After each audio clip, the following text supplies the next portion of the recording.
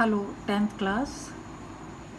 आज हम अध्याय 4 का पहला वाला लेक्चर द्विघात समीकरण कराते हैं आपको। आशा है आप लोगों ने पिछले सारे लेक्चर्स सुने होंगे, नोट्स उतार लिए होंगे। नहीं उतारा है तो इसे ज़रूर उतार लीजिए, क्योंकि दोबारा ये नहीं पढ़ाया जाएगा बेटा। इसलिए नोट्स को उतार लीजिए, लेक्चर सुनिए वीडियो, ठीक है। हाँ, द्विघात समीकरण। इससे पहले आप लोगों ने बहुपद पढ़ा है। बहुपद जिसको हम px के रूप में लिखते हैं। px बराबर, मान लो px बराबर लिखा है ax square bx plus C, तो इतना ही अगर केवल लिखा है ax square plus bx plus C, इसको हम px कहें, क्योंकि ये x चर में बहुपद है ना। घात 2 का बहुपद है और चर क्या है x, इसलिए हम इसको px लिखते हैं, ठीक है। अगर इसी px को हम बराबर 0 लिख दें तो यही समीकरण कहलाएगा, ठीक है। और घात 2 का है तो द्विघात समीकरण कहलाएगा। समझ गए? अब यहाँ पढ़िए, घात 2 के बहुपद px को यदि हम px बराबर 0 लिखें, है ना, पर वह लिखने पर वह द्विघात समीकरण कहलाता है। मानक रूप में द्विघात समीकरण को इस तरह से लिखते हैं, ax square plus bx plus C बराबर 0। इसके रूप में लिखा जाता है जहाँ a 0 नहीं है। अगर a 0 हो जाएगा बेटा तो ये वाला पद खत्म हो जाएगा, 0 से गुणा होके तो ये खत्म, तब तो ये एक घातीय समीकरण हो जाएगा, है ना, जिसको रैखिक समीकरण भी कहते हैं। तो लेकिन अगर b और c 0 है तो चलेगा, लेकिन x स्क्वायर का गुणांक 0 नहीं होना चाहिए। किसके लिए? द्विघात समीकरण होने के लिए, ठीक। अभी हम कुछ उदाहरणों के द्वारा समझेंगे। जांच कीजिए कि निम्न द्विघात समीकरण है कि नहीं। निम्न में से जैसे पहला इन्होंने लिया, ये है ना, बराबर 2x माइनस 3 ऐसे लिखा हुआ है। तो हमने इसको खोला, x माइनस 2 का होल स्क्वायर। आप जानते हो ना a माइनस बी का होल स्क्वायर क्या होता है? a स्क्वायर माइनस 2ab, तो 4x हो जाएगा, प्लस b स्क्वायर यानी 4, और ये प्लस 1 ये भी रहेगा, ठीक है। और फिर 2x minus 3 right hand side में तो जो है सो है ही। इस 2x को इधर ले आएंगे तो माइनस हो जाएगा, तो माइनस 4x और माइनस 2x मिलके क्या हो जाएगा? माइनस 6। और 4 और 1 5 है, ये माइनस 3 इधर हो जाएगा तो प्लस 3 और प्लस 5 मिलके क्या हो गया? प्लस 8। तो देखो ये ax square plus bx plus C के रूप का है कि नहीं? तो ये द्विघात समीकरण है। इसमें a बराबर देखो 1 है, b की जगह माइनस 6 है और c की जगह क्या है? 8 है। इसका मतलब ये द्विघात समीकरण है। दूसरा वाला देखिए, इसको हमने x को अंदर गुणा किया, x square plus x plus 8 आ गया, है ना, x स्क्वायर प्लस एक्स, और ये प्लस 8 तो अलग है। इसी तरह x plus 2 x minus 2, a plus b a minus b, गुणा होने पे क्या होता है? a square minus b square होता है। सूत्र पढ़ा है ना, a plus b into a minus b is equal to a square minus b square, ठीक। अभी x स्क्वायर इधर भी, x स्क्वायर इधर भी, और दोनों धनात्मक हैं, तो जब इधर लाएंगे तो ऋण हो जाएगा ना, तो यानी ये कट जाएगा। अब x प्लस 8 यहाँ है, माइनस 4 और इधर ला दें तो प्लस 4, x प्लस 12 बराबर 0। तो ये द्विघात समीकरण नहीं है। ये कैसा समीकरण है? रैखिक समीकरण है, क्योंकि इसमें x की घात 1 जब होता है तो उसको क्या कहते हैं? रैखिक समीकरण। ये द्विघात समीकरण नहीं है, ठीक। आपको खाली यही आंसर देना है, क्योंकि रैखिक के बारे में तो पूछा नहीं है, तो हम अपनी तरफ से बता रहे हैं, ठीक है। अब नेक्स्ट आता है question number 3, x into 2x प्लस x into 2x plus 3, this is equal to x square plus 1। अब इसको गुणा करें तो यहाँ 2x स्क्वायर हो जाएगा प्लस 3x हो जाएगा। ये x square plus one, x square इधर जब जाएगा तो 2x स्क्वायर में से एक्स स्क्वायर घट के एक्स स्क्वायर प्लस 3x, और ये प्लस वन इधर आया तो माइनस। तो देखो ये A X square plus B X plus C के रूप का है कि नहीं, तो इसका मतलब ये द्विघात समीकरण है। इसमें ए बराबर कितना है 1, बी बराबर कितना है 2 और सी बराबर कितना है -1। ठीक है, नेक्स्ट क्वेश्चन देखिए, x प्लस 2 का होल क्यूब बराबर एक्स क्यूब माइनस 4।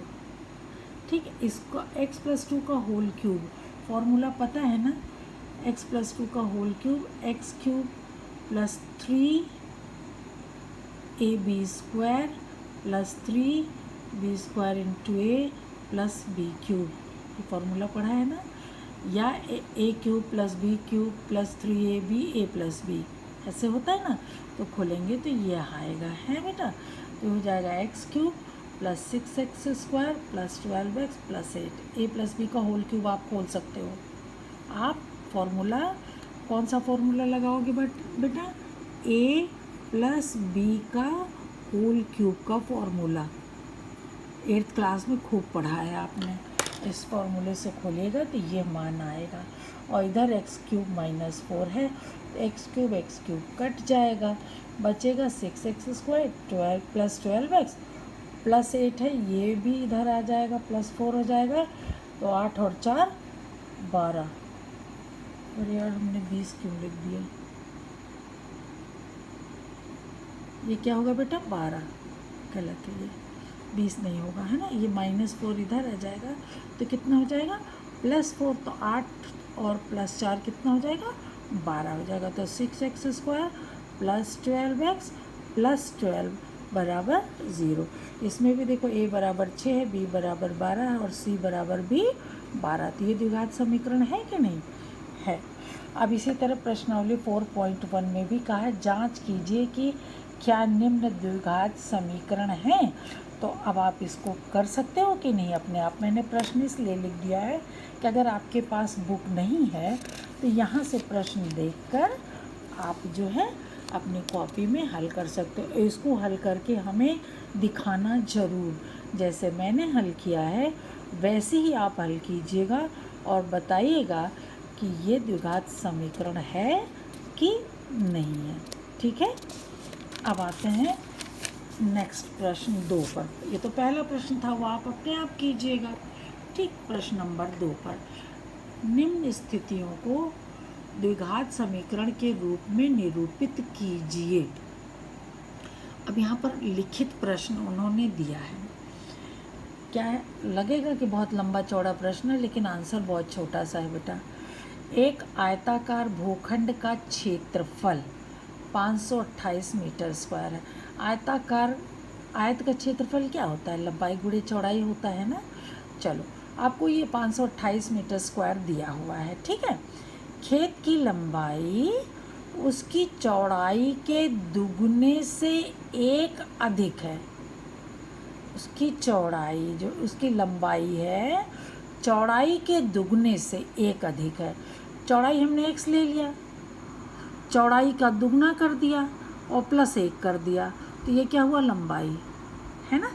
हमें भूखंड की लंबाई तथा चौड़ाई ज्ञात करनी है, तो हमें इन्होंने कहा है द्विघात समीकरण के रूप में निरूपित कीजिए। बस चौड़ाई ज्ञात करनी है, इसलिए द्विघात समीकरण के रूप में निरूपित कीजिए। लंबाई चौड़ाई ज्ञात करो ऐसा नहीं लिखा है, लेकिन हमने वो भी निकाला है ना। अगर कह देते हैं कि निकालिए तो वो भी आप निकाल सकते हो, और खाली द्विघात समीकरण के रूप में लिखना है तो वो भी आंसर यहाँ लिखा हुआ, इतना ही आंसर है खाली।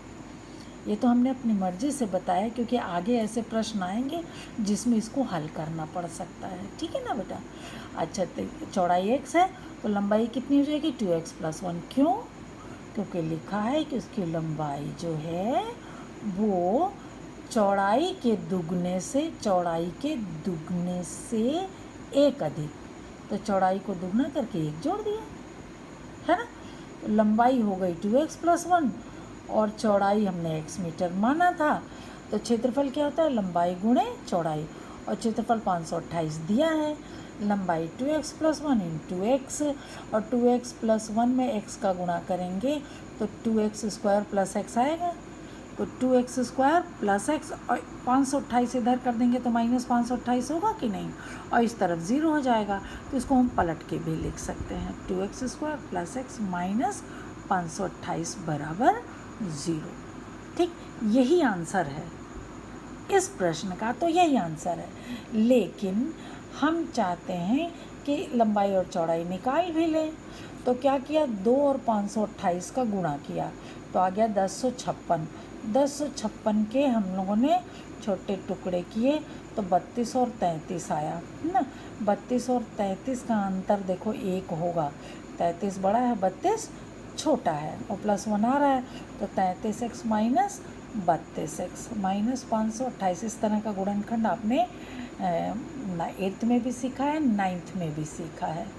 ठीक है, और इसमें देखो, इसमें x कॉमन आएगा, केवल 2x नहीं, x कॉमन आएगा तो यहाँ बचेगा 2x और प्लस यहाँ पर आएगा 33, -16 कॉमन आएगा तो यहाँ 2x, चूँकि माइनस कॉमन लिया है तो इसलिए प्लस, और 16 से गुणा करेंगे तो ये 33 आएगा।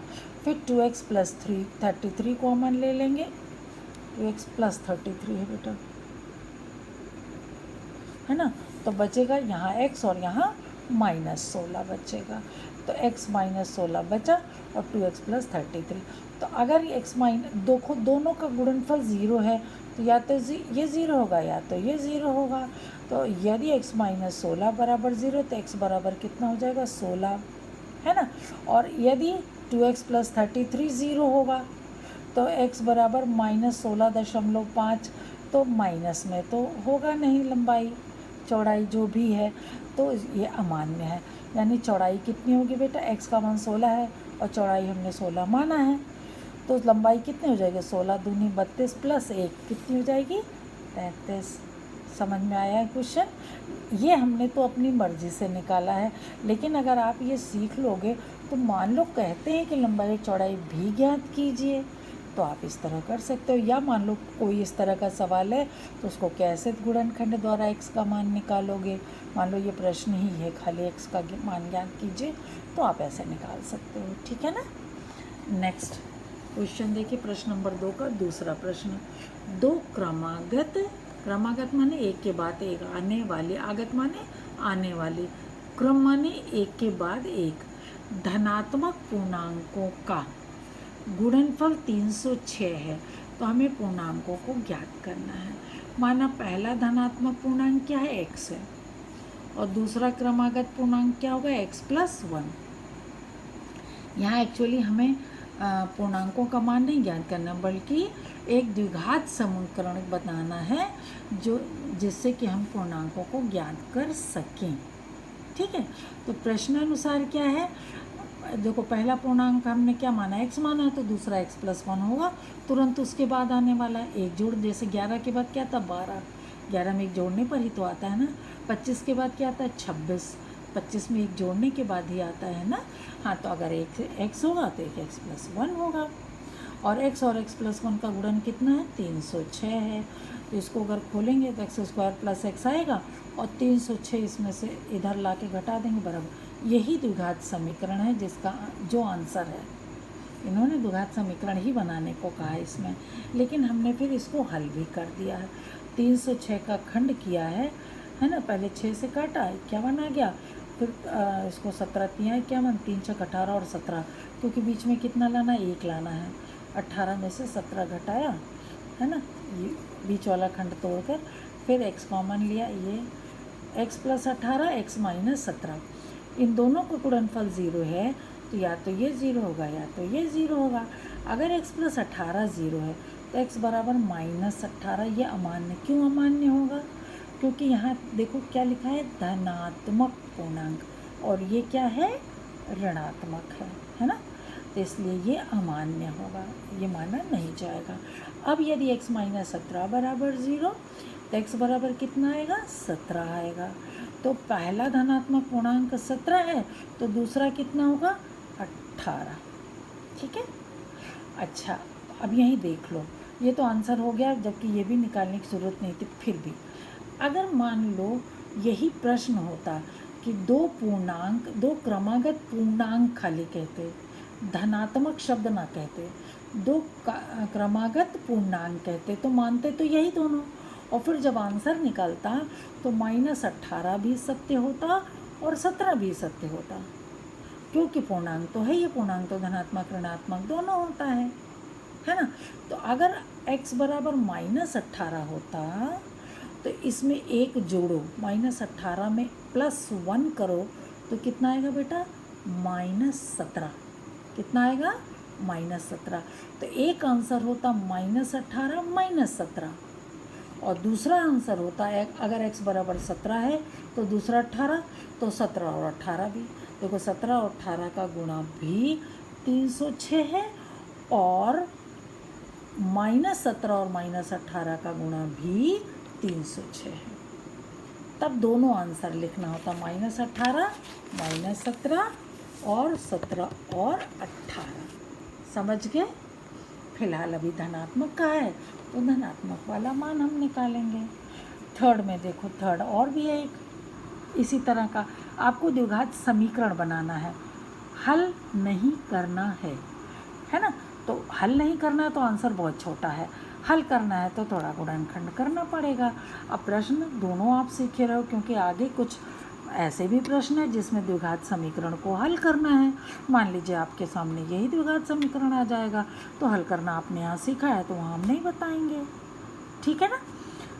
रोहन की माँ उससे 26 वर्ष बड़ी है, किससे, रोहन से। उनकी आयु का गुणनफल अब से 3 वर्ष पश्चात 360 हो जाएगी। हमें रोहन की वर्तमान आयु ज्ञात करनी है, उसके लिए द्विघात समीकरण बनाओ। ऐसा था, हमने आधे पर ही छोड़ दिया है, ठीक है। माना रोहन की आयु x वर्ष, चूँकि रोहन की निकालनी है हमने x वर्ष मान लिया, तो उसकी माँ की आयु कितनी होगी, x + 26 होगी कि नहीं।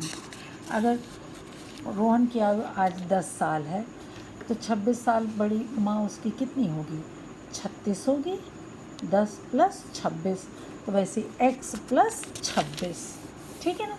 तो रोहन की आयु देखो x है, तो माँ की आयु कितनी होगी, x + 26, ठीक। अब से 3 वर्ष बाद तो रोहन 3 साल और बड़ा हो जाएगा, यानी x + 3 हो जाएगा, और माँ कितनी हो जाएगी, x + 26 में 3 और जोड़ दो तो x + 29 हो जाएगी।